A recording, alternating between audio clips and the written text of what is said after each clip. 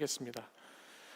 다 함께 자리에서 일어나셔서 오늘 우리에게 주시는 하나님의 말씀 사사기 6장 25절에서 32절의 말씀을 저와 한 절씩 교독해서 읽겠습니다.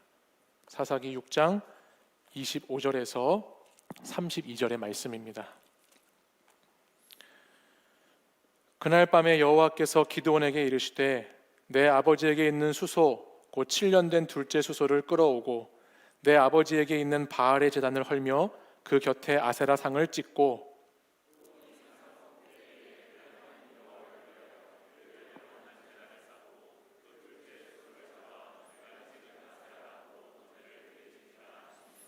이에 기드온이 종 10사람을 데리고 여호와께서 그에게 말씀하신 대로 행하되 그의 아버지의 가문과 그 성읍 사람들을 두려워하므로 이 일을 감히 낮에 행하지 못하고 밤에 행하니라.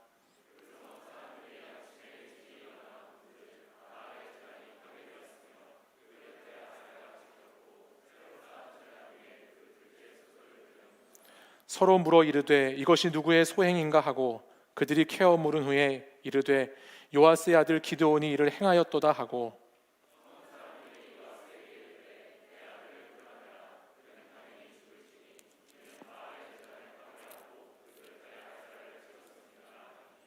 요아스가 자기를 둘러선 모든 자에게 이르되 너희가 바알을 위하여 다투느냐 너희가 바알을 구원하겠느냐 그를 위하여 다투는 자는 아침까지 죽임을 당하리라.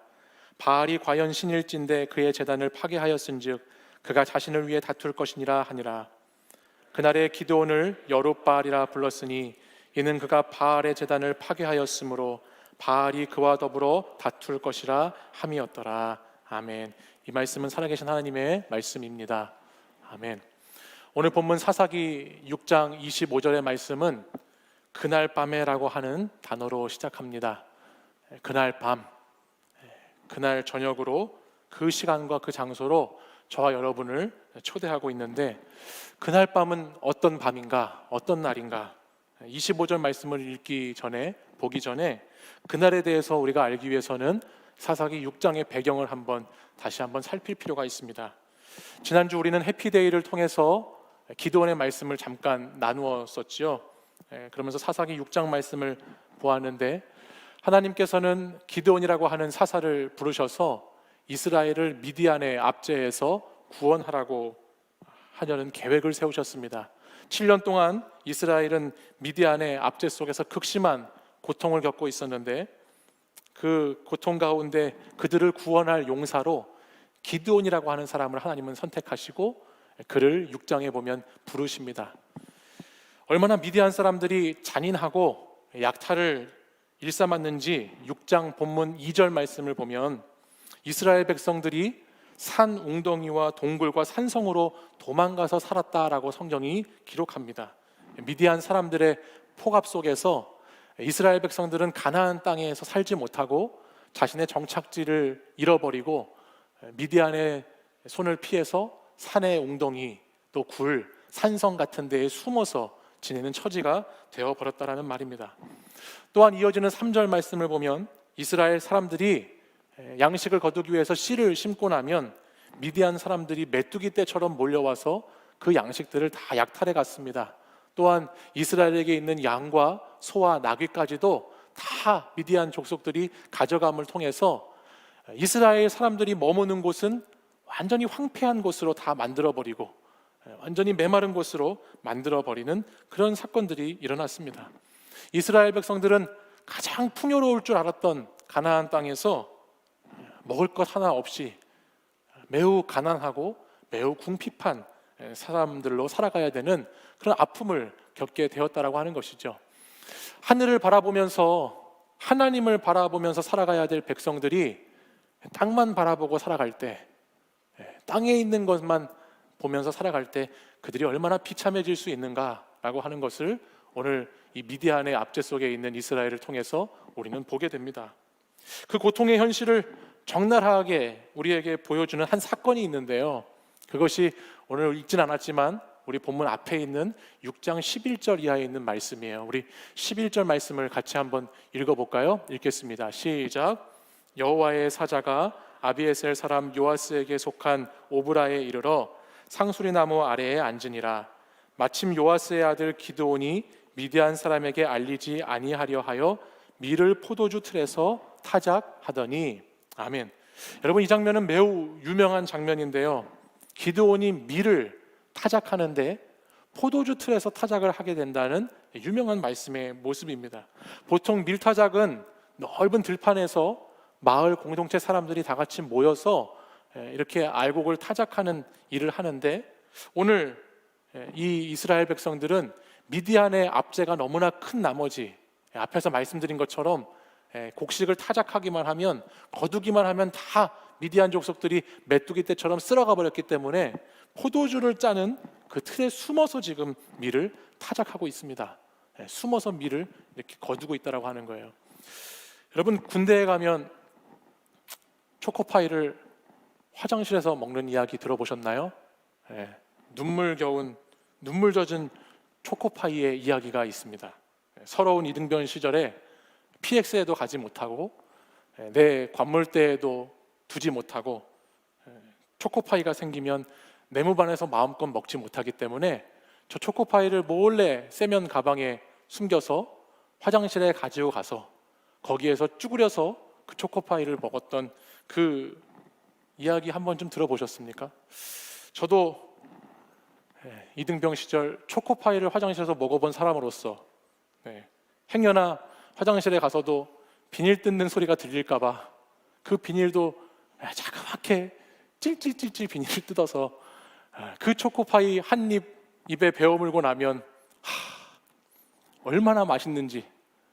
근데 곧이어 현타가 찾아와서 내가 초코파이 한 입 먹고 지금 이러고 있구나, 화장실에서. 그러면서 눈물 젖을 수밖에 없는 초코파이에 대한 이야기가 있습니다.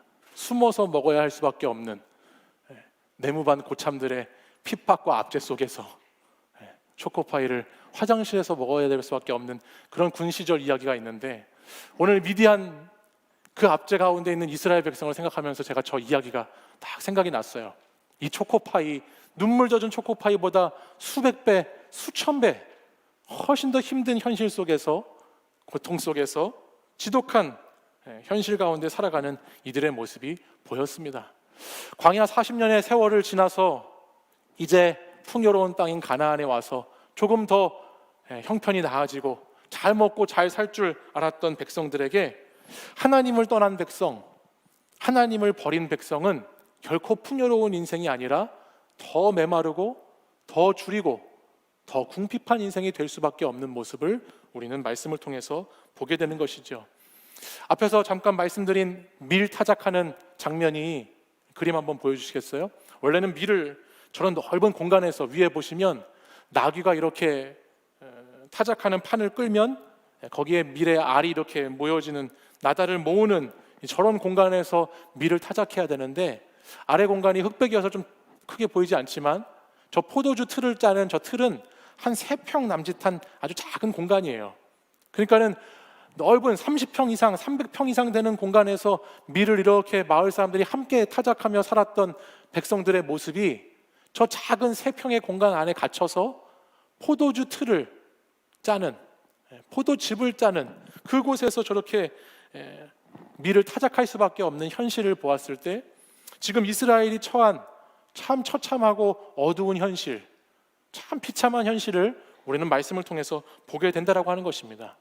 바로 이 날이 언제인가, 이 칠흑같이 어둡고 서럽고 외롭고 쓸쓸하고 한스럽고 고통스럽고 눈물 나는 이 날이 언제인가, 그것이 바로 오늘 제가 여러분에게 처음 말씀을 시작하면서 소개해드렸던 오늘 본문 25절 말씀을 시작하는 그날 밤, 그날이라고 하는 시간이 바로 이와 같은 고통의 시간이었다라고 하는 것이죠. 하나님 없이 자유롭게 가나안 땅에 들어가기만 하면 잘 먹고 잘 살 줄 알았던 이스라엘 백성들에게 이스라엘이 겪어야 되는 현실은 가지려고 하면 빼앗기고 빼앗기는, 가지려고 할수록 자꾸만 잃게 되는 그런 뼈아픈 현실, 빼앗긴 삶일 뿐이었다라고 하는 것입니다. 마찬가지로 우리에게 주신 자유와 선택이라고 하는 것을 하나님의 뜻을 따라서 사용하지 않을 때 그 결과가 얼마나 비참하고 허무한 것으로 끝나게 되는가라고 하는 것을 우리는 생각해 보아야 하는 것입니다. 바로 그날 밤에, 이 어두운 그날 밤에 어떤 일이 일어나는가? 이제부터 25절 이하에 있는 말씀을 나누려고 하는데요. 여호와의 사자가 기드온에게 찾아오시죠. 어둠을 뚫고 빛이 들어오기 시작하는 거예요. 지금 저와 여러분이 오늘 주일부터 보내게 되는 이 절기를 대림절기라고 하는데, 예수님이 어둠을 뚫고 빛으로 이 땅에 오신 것처럼 또 사망의 음침한 골짜기와 같은 이 시대를 뚫고 언젠가 주님께서 이 땅 가운데 다시 재림하시는 것을 기다리는 것처럼 그 한 줄기 빛이 오늘 이 미디안의 압제 속에 있는 이스라엘 백성들에게 기드온이라고 하는 한 사람을 부르시고 택하시는 것을 통해서 비춰지고 있다라고 하는 것을 말씀을 통해서 우리는 보게 됩니다.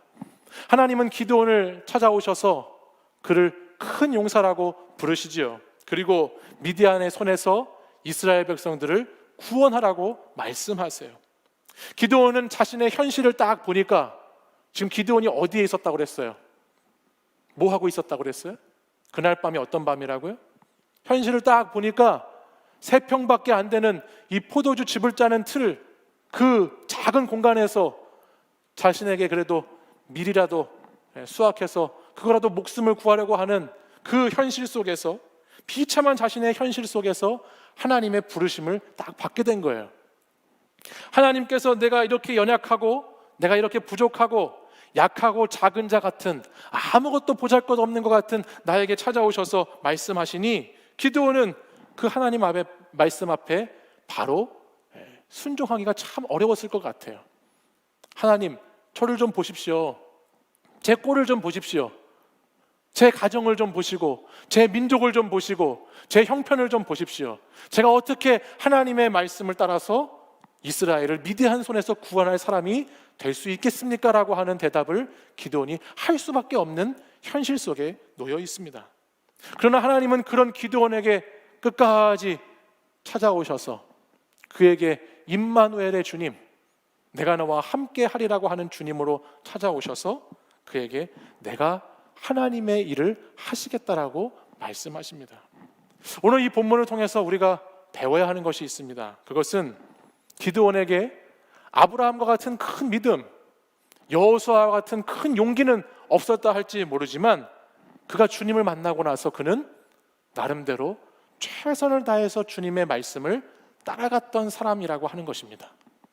그에게 아주 큰 믿음, 아주 큰 용기는 없었지만 하나님의 말씀이라면 내가 그래도 따라가야지, 주님의 말씀이라면 내가 그래도 이 말씀에 순종해 봐야지라고 하는 그 작은 순종의 마음이 기드온이라고 하는 사람에게 있었다라고 하는 것을 우리는 기억해야 하는 것이에요. 기드온의 삶을 보면요, 여러분들 사사기 말씀을 묵상하시다 보면 기드온의 삶을 보면 사실 기드온이라고 하는 사람 얼마나 많은 시간 동안에 하나님과 함께 함에도 불구하고 주저하고 망설이고 의심하고 계속해서 하나님의 표징을 구하면서 하나님 증거를 보여달라고 계속해서 하나님께 그렇게 요구하면서 순종을 해도 참 불완전해 보이는 순종을 하는 모습을 보게 됩니다. 그러나 그럼에도 불구하고 우리가 기드온에게 배워야 될 것이 무엇인가? 그는 끝까지 자기 나름대로 최선을 다해서 하나님께 순종하려고 하는 삶을 살아냈다라고 하는 거예요. 최선을 다해서 자기 현실은 포도주 즙 그 짜는 틀 앞에 서 있지만 최선을 다해서 하나님 말씀을 붙잡고 말씀을 따라가는 인생을 살려고 애쓴 사람이 기드온이다라고 하는 것이에요. 마태복음 21장 말씀에 가서 보면요, 21장에 주님께서 이런 비유의 말씀을 들려주세요. 아버지께서 포도원으로 가라라고 두 아들에게 말씀을 하세요.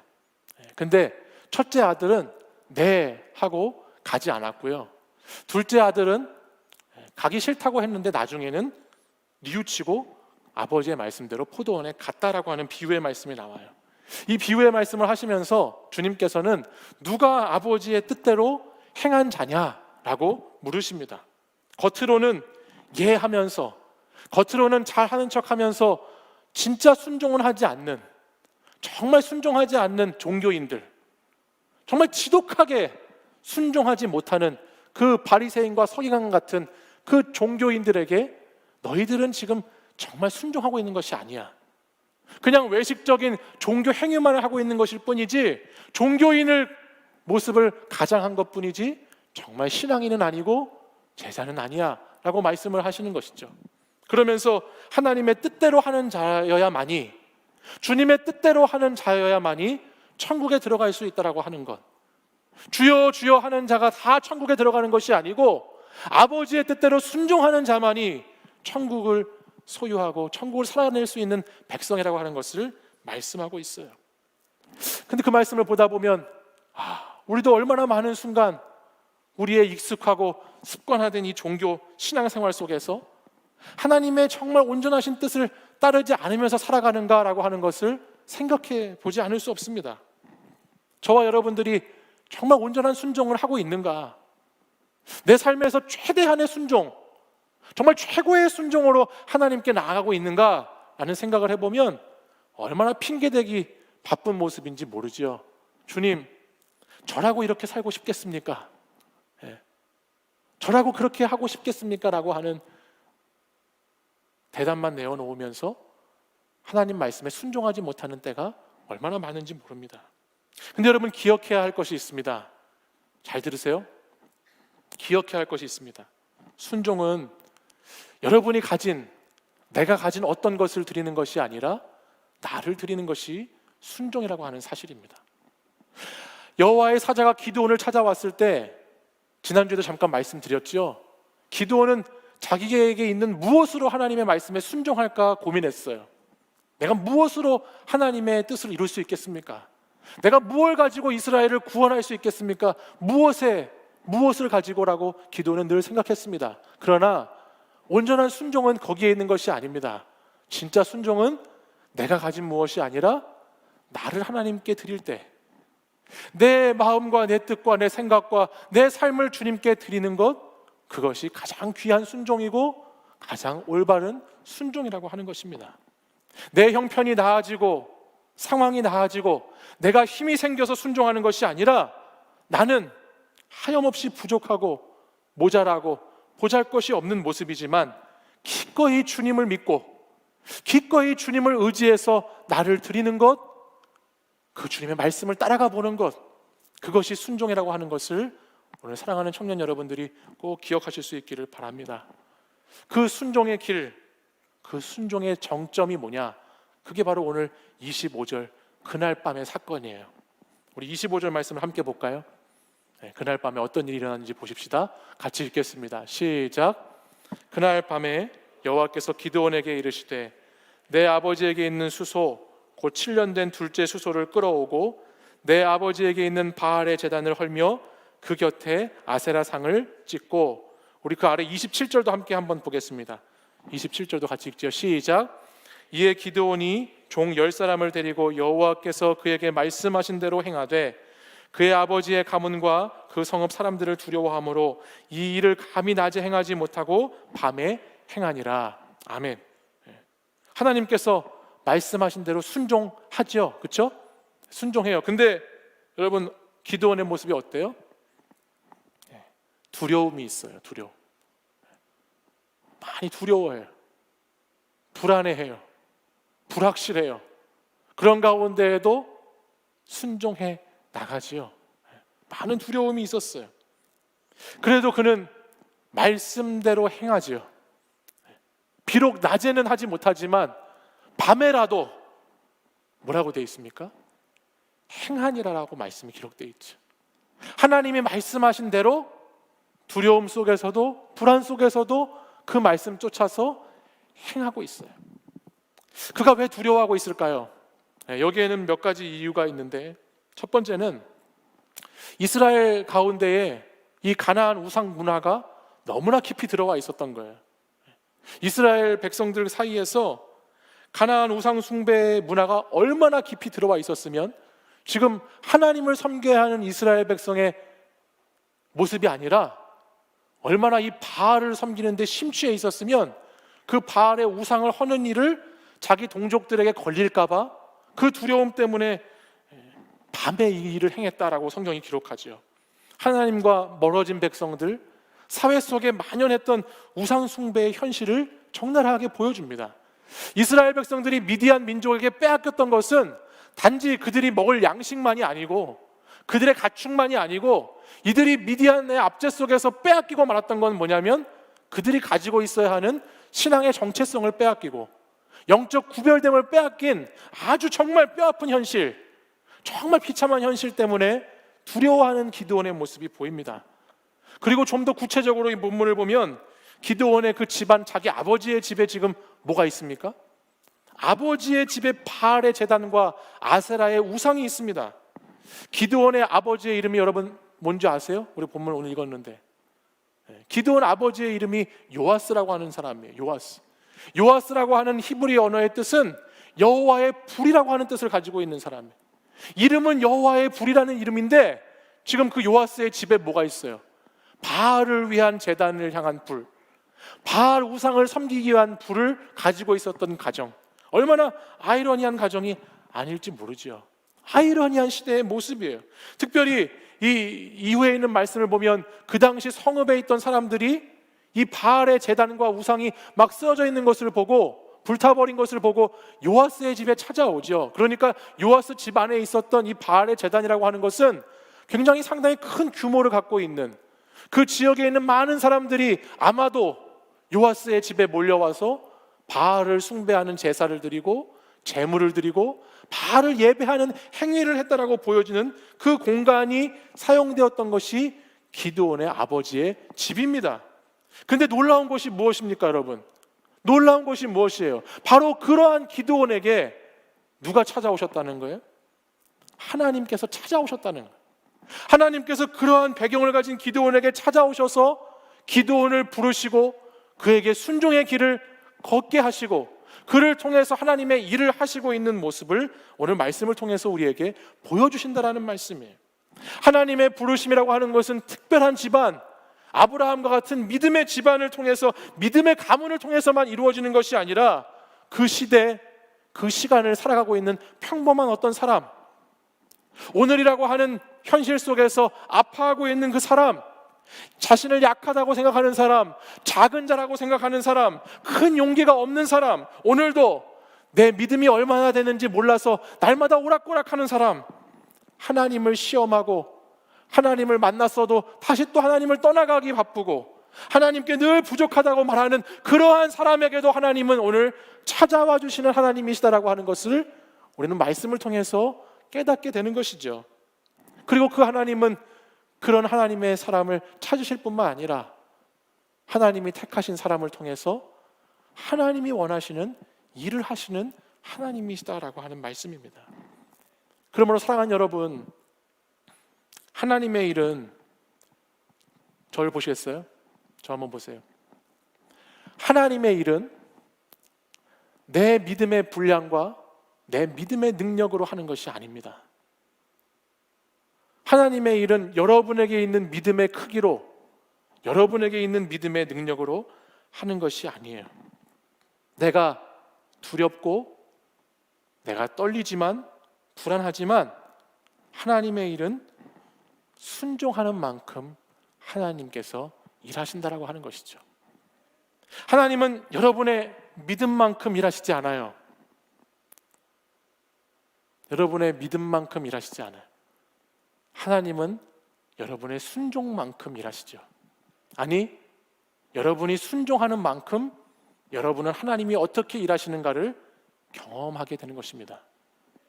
내 믿음이 아니라 하나님의 신실하심 때문에 내가 그것에 순종하면 우리는 하나님의 일하심을 경험할 수 있고 그 순종을 통해서 내게 믿음이 생기게 되는 것이에요.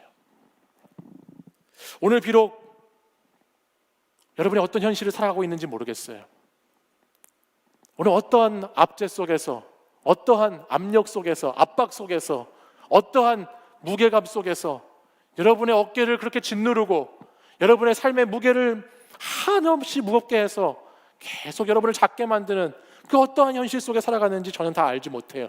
그러나 미디안의 압제를 피해서 포도주 즙을 짜는 틀에서 겨우 양식을 빌어먹었던 기드온, 하나님을 만나고서도, 하나님을 대면하고서도 날마다 불안해서 죽을 것 같이 생각했던 그 기드온, 용기가 없어서 하나님의 말씀에 순종하긴 하지만 그 말씀 밤에 겨우겨우 순종했던 그 기드온을 통해서 우리는 무엇을 봅니까? 주님은 그래도 주님의 말씀을 따라가는 사람, 그래도 주님의 말씀대로 해보려고 하는 사람, 주님의 말씀대로 순종하는 그 한 사람을 통해서 하나님의 일을 하신다라고 하는 사실입니다. 저는 오늘 본문을 묵상하면서 기드온의 이 연약해 보이는 순종이 어떠한 결과를 만들어내는가, 어떠한 일을 일으키는가라는 것을 보면서 참 놀랐습니다. 기드온의 이 연약해 보이는 순종이 과연 어떠한 일을 일어내는가를 주목해서 보게 됐어요. 근데 정말 놀라운 것은 기드온이, 여러분, 저와 여러분이 읽은 것처럼 바알의 제단을 헐고 아세라 상을 찍어내서 그것을 다 무너뜨립니다. 그러자 성읍에 있는 사람들이 추적했죠. 누가 과연 이런 일을 했어? 누가 우리의 신인 바알을 무너뜨렸어라고 다 추적합니다. 29절 말씀을 보실까요? 29절 말씀을 보시면 서로 물어 이르되 이것이 누구의 소행인가 하고 그들이 캐어 물은 후에 이르되 요아스의 아들 기드온이 이를 행하였도다 하고라고 말씀이 기록됩니다. 기드온이 걸렸습니다. 걸려버렸어요. 바알의 제단을 한 걸 걸렸어요. 그러자 어떻게 됩니까? 그 성읍에 있는 백성들이 기드온을 죽이려고 합니다. 그러자 이때 이후에 누가 등장하냐면 기드온의 아버지인 요아스가 나오지요. 31절 말씀을 보세요. 우리 같이 읽어볼까요? 요아스가, 시작. 요아스가 자기를 둘러선 모든 자에게 이르되 너희가 바알을 위하여 다투느냐? 너희가 바알을 구원하겠느냐? 그를 위하여 다투는 자는 아침까지 죽임을 당하리라. 바알이 과연 신일진데 그의 제단을 파괴하였은즉 그가 자신을 위해 다툴 것이니라 하니라. 아멘. 물론 요아스가 하는 이런 행동은 자신의 자식인 기드온, 그 아버지로서 자연스러운 행동이라고도 볼 수 있겠지만 저는 그렇게 생각이 들지 않았어요. 오히려 기드온의 순종을 통해서 어떠한 일이 일어나는가? 기드온의 순종을 통해서 바알의 제단을 높이 쌓았던 요아스, 바알의 제단을 쌓고 바알을 예배하고 바알을 섬겼던 가정이, 요아스의 가문이 기드온의 순종으로 회복되는 모습을 보게 되는 것을 오늘 말씀을 통해서 깨닫게 됩니다. 아들을 통해서, 아들의 순종을 통해서 하나님의 품을 떠났던 아버지가 정신을 차리기 시작하고 바알이 나의 신이 아니었지, 바알이 우리의 신이 아니지, 우리의 신은 오직 유일하신 여호와 하나님 한 분뿐이지, 내가 세상에 빠져 살다 보니까 정신을 팔고 살았구나, 내가 잘못 살았구나라고 하는 것을 깨닫고 돌아보게 되었다라고 하는 것이죠. 기드온의 순종이 여호와의 불이라고 하는 이름, 그 다 꺼져가 버렸던 그 불을 다시 불에 불을 붙이는, 다시 신앙의 불을 붙이고 다시 여호와 하나님을 향한 신앙의 불을 붙이는 놀라운 역사로 자신의 가문을 살리고 자신의 성읍을 다시 살려내고 있다라고 하는 말씀이 기록되어 있습니다. 얼마나 놀랍습니까? 기드온의 작은 순종과 그 믿음이 우상을 헐게 하시고 가정과 도시를 회복하게 하시고 다시 역사를 바꾸어 나가는 일들이 그를 통해서 일어나고 있다라고 하는 거예요.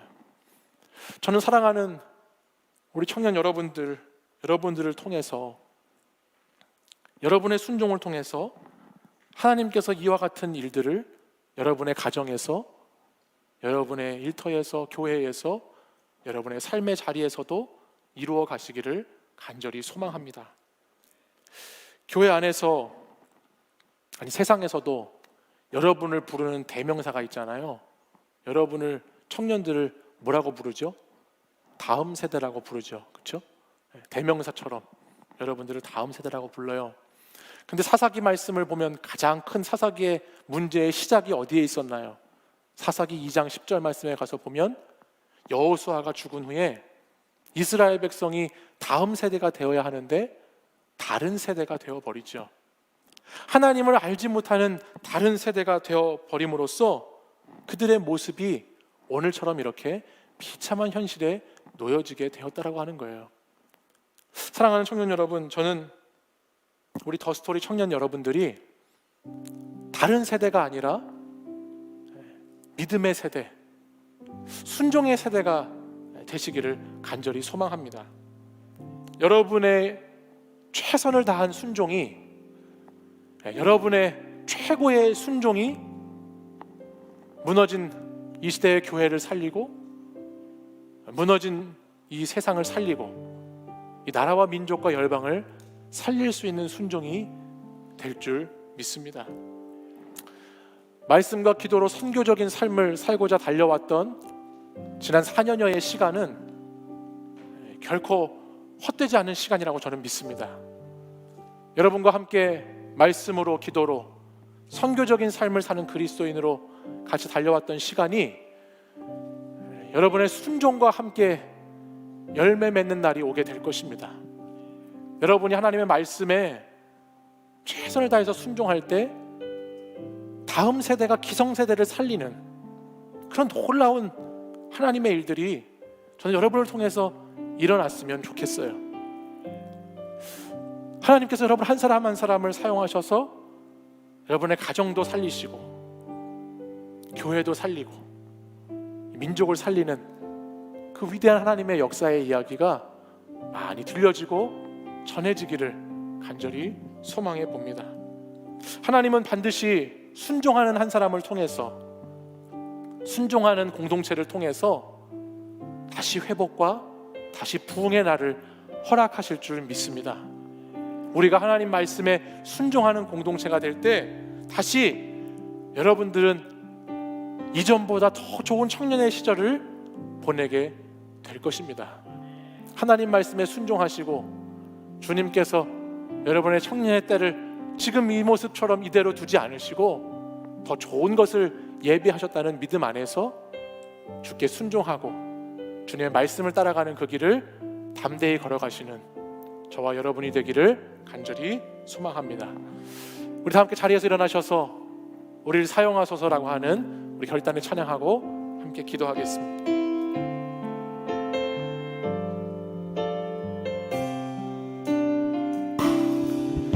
우리에겐 소원이 하나 있네. 주님 다시 오신 그날까지 우리 가슴에 새긴 주의 십자가 사랑, 나의 교회를 사랑케 하네. 주의 교회를 향한 우리 마음, 희생과 포기와 가난과 고난, 하물며 죽음조차 우릴 막을 수 없네. 우리 교회는 이 땅의 희망, 교회를 교회 되게, 예배 예배 되게 우릴 사용하소서. 진정한 부흥의 날 오늘 임하도록 우릴 사용하소서. 우리 다시 한번 처음부터 고백하겠습니다. 우리에겐 소원이 하나 있네. 우리에겐 소원이 하나 있네. 주님 다시 오실 그날까지 우리 가슴에 새긴 주의 십자가 사랑, 나의 교회를 사랑케 하네. 주의 교회를 향한, 주의 교회를 향한 우리 마음, 희생과 포기와 가난과 고난, 하물며 죽음조차 우릴 막을 수 없네. 우리 교회는 이 땅의 희망, 교회를 교회 되게, 예배 예배 되게 우릴 사용하소서.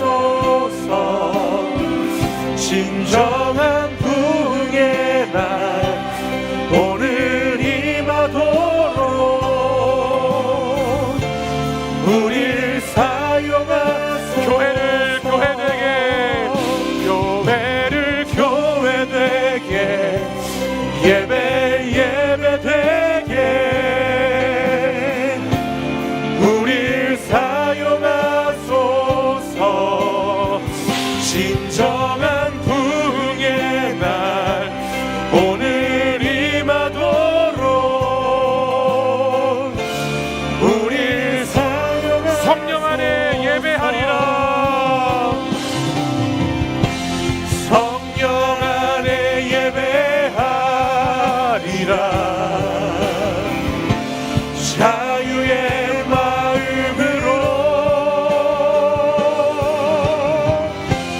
사랑으로 사역하리라.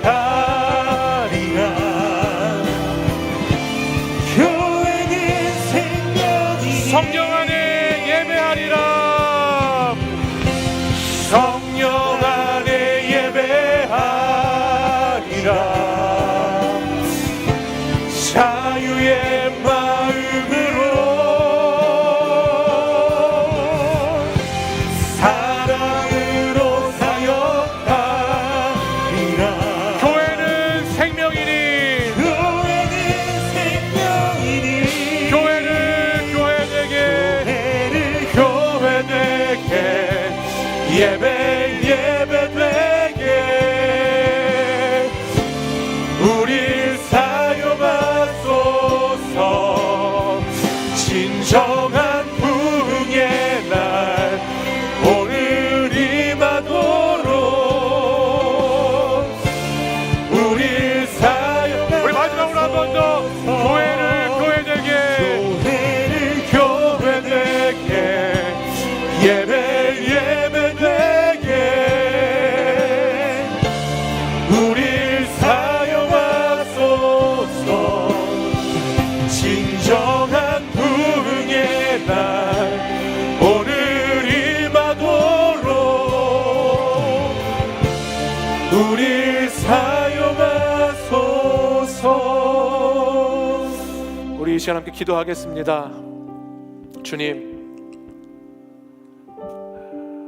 사망의 음침한 골짜기를 걷는 것과 같은 이 어두운 시대 가운데 교회를 교회되도록, 예배를 예배되도록 주님 나라와 주님의 뜻을 이루어 가는 데에 순종하는 저희 청년들이 되도록 인도하여 주시옵소서.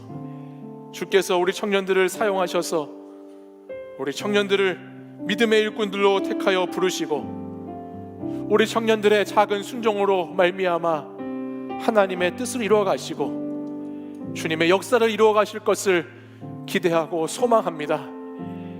예수 그리스도의 오심을 기억하고 다시 오심을 기다리는 이 대림절 절기를 통해서 다시 한번 우리 사랑하는 청년들이 주님, 제 작은 마음에 순종 드려 주님 말씀을 따라가기 원합니다.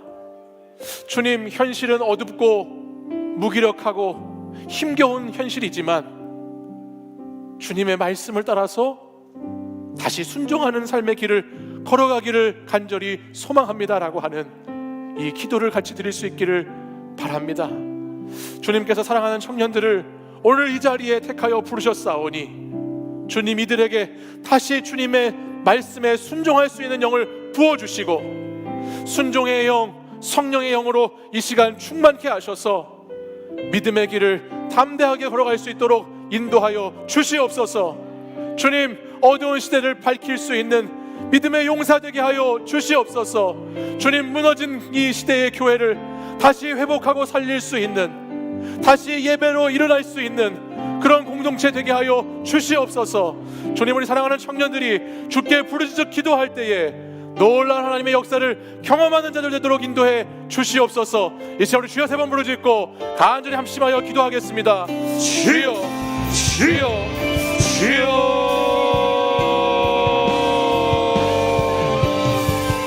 오, 거룩하신 아버지 하나님, 주님, 하나님 사랑하는 우리 청년들, 하나님 말씀에 순종하는 순종의 세대가 되게 하여 주시옵소서.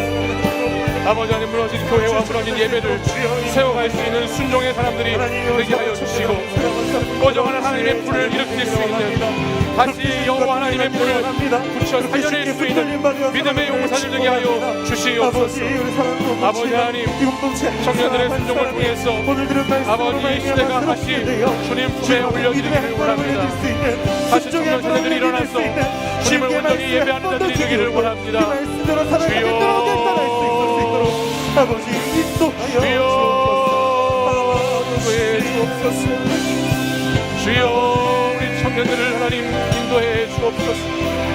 아버지 하나님, 우리 청년들에게 하나님 용기 용기를 더하여 주시옵소서. 믿음을 더하여 주시옵소서. 말씀에 순종할 수 있도록 하여 주시옵소서.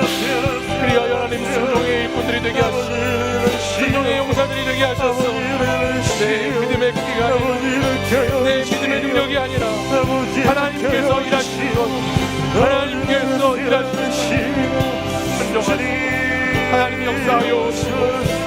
오 주님, 두렵고 불안한 시대, 불확실한 시대를 살아가지만 아버지 하나님 신실하신 주님, 변치 않으시는 주님, 우리에게 오신 그 예수 그리스도를 의지해서 아버지 앞에 나아갑니다.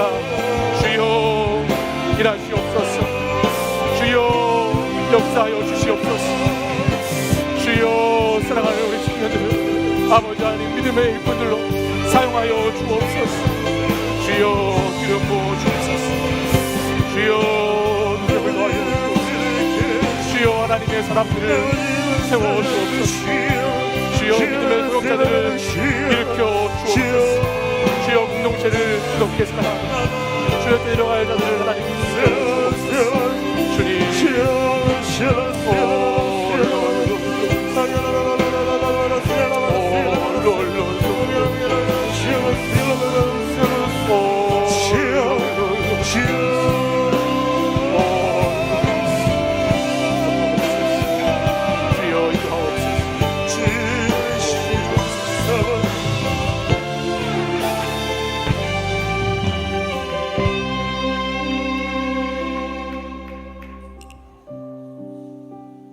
사랑의 하나님 아버지, 주님께서 택하여 부르신 우리 사랑하는 더 스토리 치유하는 청년 공동체 청년 한 사람 한 사람을 통해서 주님의 역사가 나타나고 주님의 일이 이루어지기를 간절히 기도합니다.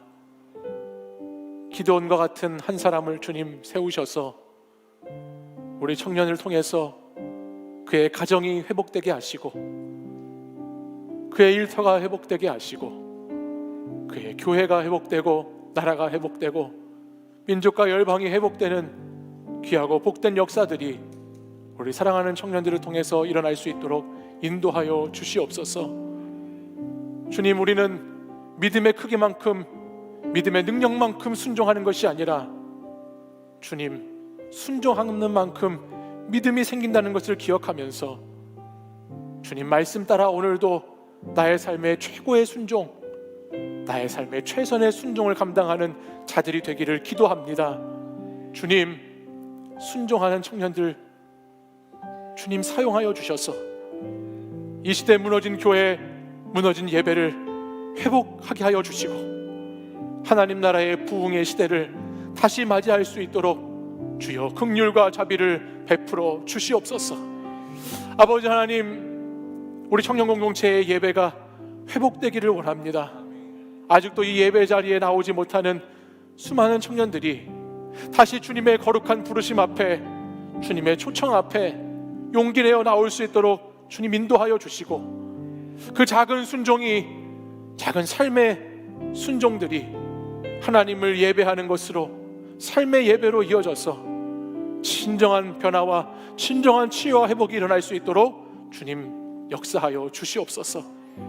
오늘도 기드온의 순종을 통해서 기드온의 가정을 살리신 주님께서 우리 청년들이 기도할 때마다 하나님 그 마음의 소원 가운데 응답하여 주시고 우리 청년들이 간절히 주님께 부르짖는 기도의 제목들마다 가장 주님 선하고 좋은 것으로 역사하시고 응답하셔서 하나님 순종하는 만큼 하나님을 경험해가는 복된 우리 청년 세대가 될 수 있도록 주님 인도하여 주옵소서. 다른 세대가 되지 않고 하나님 나라를 확장할 다음 세대가 되기를 원하오니 주여 여호수아처럼 모세처럼 주님을 신실하게 붙잡는 큰 용사들 될 수 있도록 인도하여 주시옵소서. 이제는 우리 주 예수 그리스도의 은혜와 하나님 아버지의 사랑과 성령의 교통하심이 오늘도 기드온처럼 하나님의 말씀에 순종함으로 자신의 가정과 지역과 민족을 살려냈던 그 하나님의 역사하심이 오늘 이 자리 하나님께 순종하고자 결단하는 예배드린 사랑하는 청년들과 성도님들을 통해서 일어나기를 간절히 소망하며 그 마음으로 또 한 주간을 살아가기를 같이 기도하는 이 시간 예배드린 모든 하나님의 사람들 위해 이제부터 영원까지 항상 함께 하시기를 간절히 축원하옵나이다.